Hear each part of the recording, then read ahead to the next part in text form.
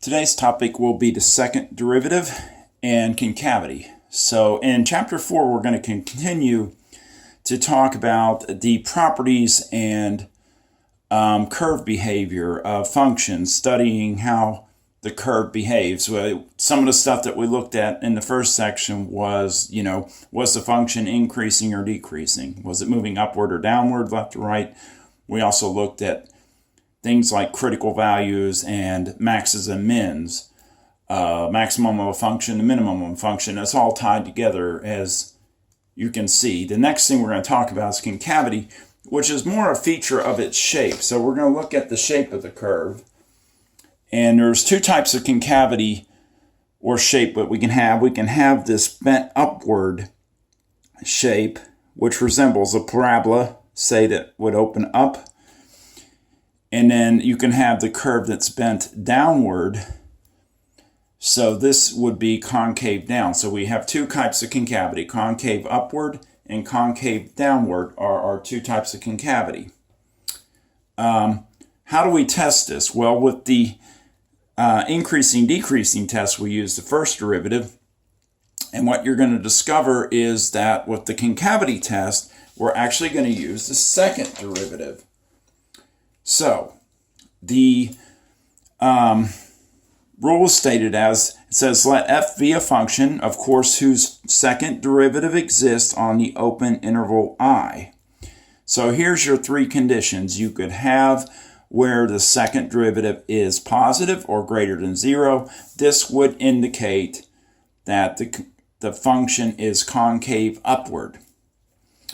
If the second derivative is less than 0, then for all x on I, then it means that the function is concave downward. So we have this connection. Positive second derivative indicates concave upward. Negative second derivative indicates concave downward. Notice our third condition states that if the only other possibility is that the second derivative is 0, the test fails. So we can't determine anything if the second derivative is 0 at that point about its concavity. In fact, you'll discover when the second derivative is 0, we have what is called an inflection point. Or we possibly can have an inflection point. Well, what is an inflection point? Is basically where a point where the function changes concavity from upward to downward or downward to upward. And as I mentioned before, where the second derivative is 0 is a good possibility that could be an inflection point. It also can be where the second derivative doesn't exist.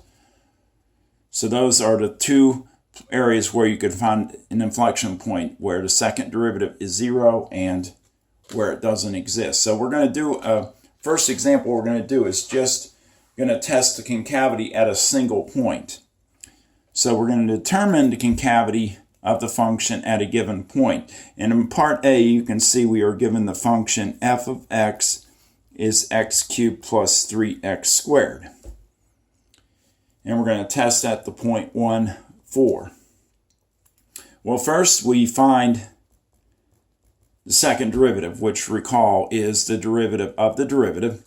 So the first derivative would be 3x squared plus 3x. The second derivative would be 6x. Recall that by power rule, the derivative of 3 is 0.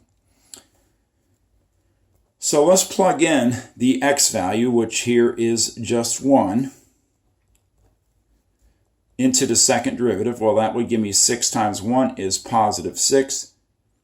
Recall that we are concerned about the sign, which is greater than 0. It's positive. That means my function would be concave up. So positive second derivative indicates concavity is concave upward. All right, let's do part B. And again, we're just testing the function at a single point. Well, run through the derivatives again. So we take the derivative of x to the fourth is x to the fourth plus 1 is 4x cubed. And the derivative of 4x cubed is 12x squared. So if we set that pardon me, I'm thinking ahead. We will eventually set it equal to 0, but in these we just need to plug in the x value, which is 1, and then, of course, 12 times 1 squared is just 12, and again, that's positive. So again, my function is concave up. So we did 2 examples. They both came out to be concave up. But the key is second derivative.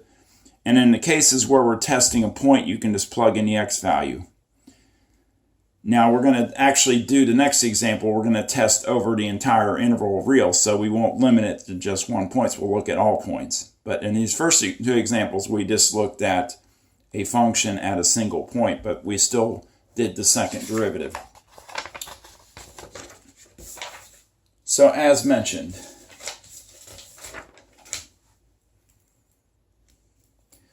determine the intervals where the function is either concave up or concave downward. So, again, we aren't testing at a single point. This is over the entire interval of reals. So, first write down the function, and we are going to take first the second derivative. So the first derivative by power rule would be 3 times 4 would be 12x squared after we take away 1 from the exponent, and then the derivative of 12x squared is 24x. The 2 drops out. Now notice I set it equal to 0. The reason why I'm doing this is I've gotten that the second derivative is 24x, but it's kind of like the increasing, decreasing functions problem. We have no idea where to test. So what we do is we try to find a potential inflection point by setting it equal to 0 and solving. So we're first trying to figure out where to test, because again, we're testing all values of x, not just 1 point. So if we do set the second derivative equal to 0, 24x will equal 0. If we solve that equation, we just divide by 24, we get that x is 0, and this is a possible or potential inflection point.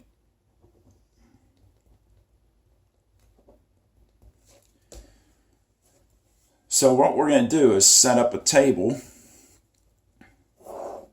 much like the increasing, decreasing table, and we're going to do a concavity test.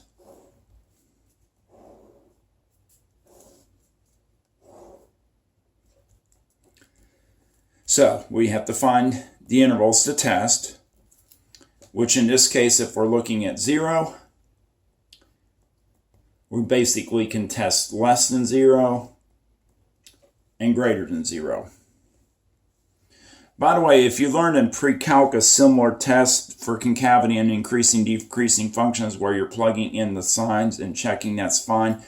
On the test, I'm merely looking for a concavity test or increasing, decreasing test, but you would have to show some form of a table where you plug into the second derivative or first derivative. Here I use this particular table, but your table doesn't have to be exactly like the one I use. Anyway, we're going to test, like I said, less than 0, greater than 0, or from negative infinity to 0. And then we're going to test 0 to infinity. So we'll pick a test value.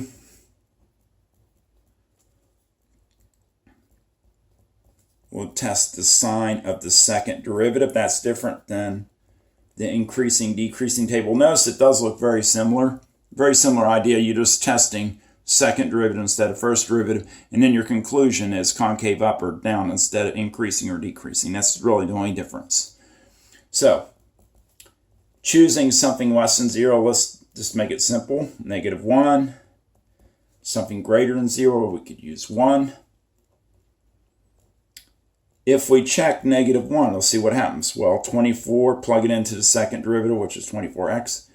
Plug in -1. 24 times -1 is -24. So I'm going to record that that's negative. And if I plug in 1, 24 times 1 is positive 24. I'll record that the second derivative is positive when it's greater than 0. So doing my concavity test, I might just scoot this up for a second. Recall that second derivative is greater than 0 is concave up. When the second derivative is less than 0, it's concave down. So there's my concavity test. And the concavity does change, so this is an inflection point. It turns out to be an inflection point. And the concavity switches from downward to upward. So what that would look like is concave down, the first part of the curve would look like that, and then it will turn and go back down again. So you would have part of the curve would be, concave up. Oh, I drew that wrong. My bad. This is what, I did make a mistake there, but I can benefit from it.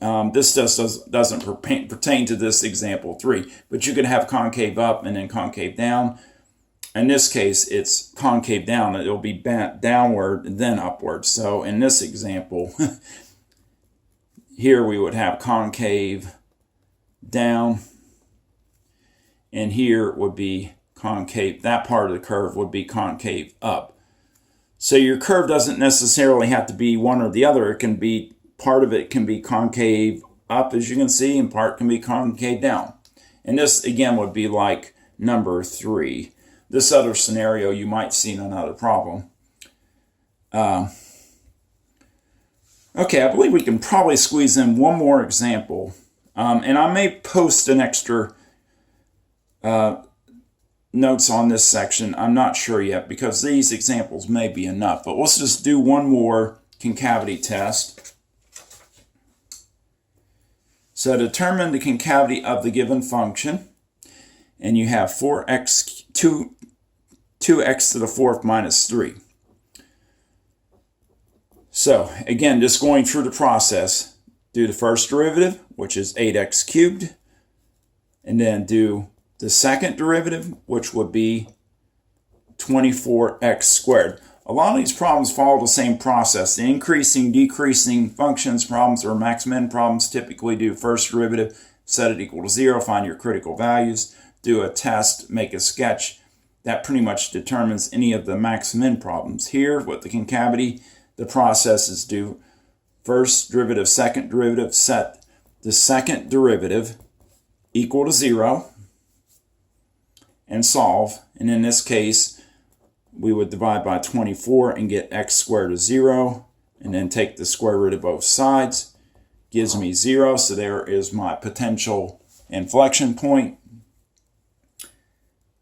So let's go right to our table.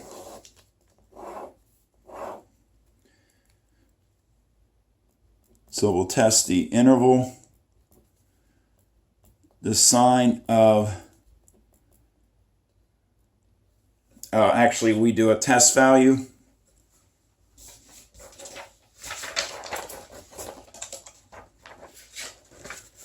Here, let me kind of cover that up. I can just do it right here. So, my bad. I figured that would be too messy to read. So, we'll do interval, test value, sine of second derivative, conclusion.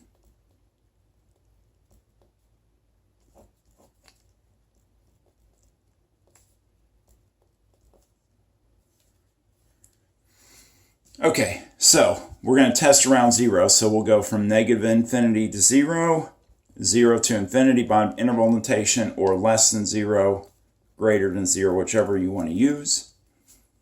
I could just actually pick the same test points, which would be 1 and negative 1. Less than 0, we could test negative 1. Greater than 0, we can test 1. So if we plug those in to the second derivative, what you'll discover is because of the x squared term in the second derivative, it actually makes both derivative, second derivative is positive, because if you square -1, it's 1, so that'll be 24.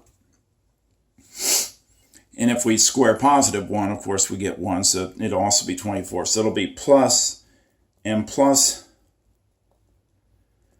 So in both cases, it's concave up on both sides. So that can happen. Sometimes the cavity won't, when we do this test, you can see that the concavity will not change. In this particular example, the previous example, it did switch from concave down to concave up. So the concavity doesn't change, but we still answered the question. We wanted to determine the concavity, and we can see it's really concave up everywhere except at 0. It's constant because the second derivative is 0 there. And if you're wondering, well, what would that look like? Well, this would be a parabola opening up, because the entire curve would be concave up. So your curve, when you sketch it, would just be a parabola that opens up.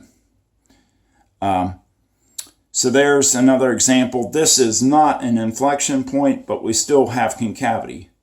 In some problems, you won't even have concavity, like a straight line. Like if, imagine my pen, if that were my graph. Well, that's a straight line, it's not bent.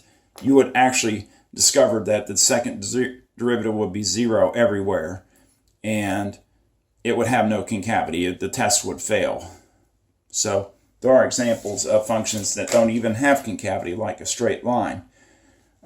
In this case, we had uniform concavity throughout the whole curve except at 0. And in example 3, we had where it changed from concave down to concave up. So continue to work examples. I'll put that last example up here if you need it. I pulled it out kind of quickly, I know. But anyway, continue to do examples out of the book. Do your WebAssign problems. Email me if you have any questions. There are essentially 2 more topics in this unit that deal with an overall view of curve behavior, which the next section kind of basically lumps everything together in one big category. You look at concavity, you look at increasing, decreasing functions, you look at max mins, you look at inflection points, you look at critical values. So it basically combines sections 1 and 2 together out of chapter 4, and it's just looking at an overall view of curves.